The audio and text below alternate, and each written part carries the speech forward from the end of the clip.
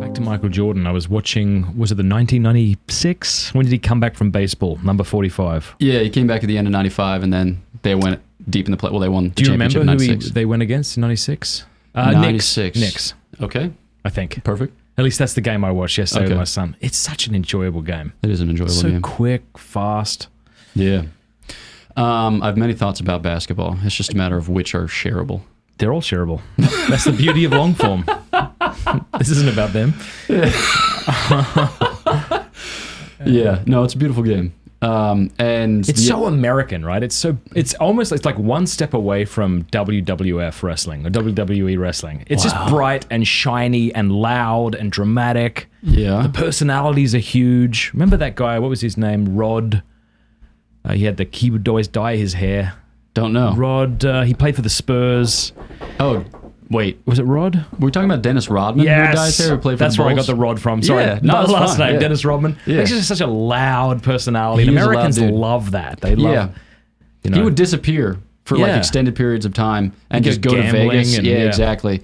And You're then surprised that I know things like this? No, Why it's do I great. know things like It's this? I very don't even edifying. watch the game, really. No, yeah. I mean, one of those things, like when people ask, like, would you recommend, and then fill in whatever blank, like, would you recommend getting into basketball? I don't recommend anything like that ever, because I feel like people have plenty in their lives and they don't need more things in their lives. Yeah. And especially it's like, you haven't looked into basketball up until this point. Do you need to begin now? No, certainly not. Yeah. But I do like basketball when it comes to, sporting entertainment.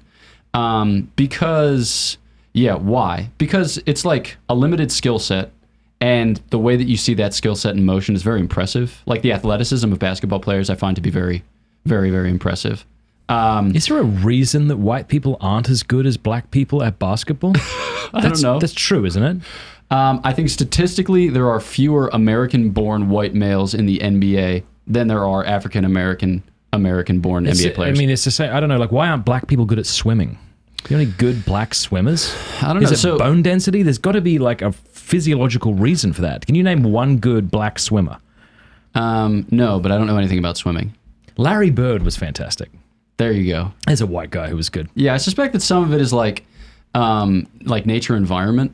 Yeah. So like you have like some things that maybe it's the case that by virtue of the fact that you're of African American descent, you have like natural advantages, like body type or something like that. I don't know. Yeah. Science, you know, I can just kind of wave my hand because I'm a theologian. I know nothing about the subordinated sciences. I just kind of say, hey, they are there. Subordinated, and then other ones are like environment. So like pools, like pool admission. I don't know. It's like pool culture. It's like, where do you find pools? How do you get into pools? That's that right. type of stuff. Like what neighborhoods would they be in? Yeah, I don't know. Yeah. I have no idea. Yeah, fair enough. All right. Yeah.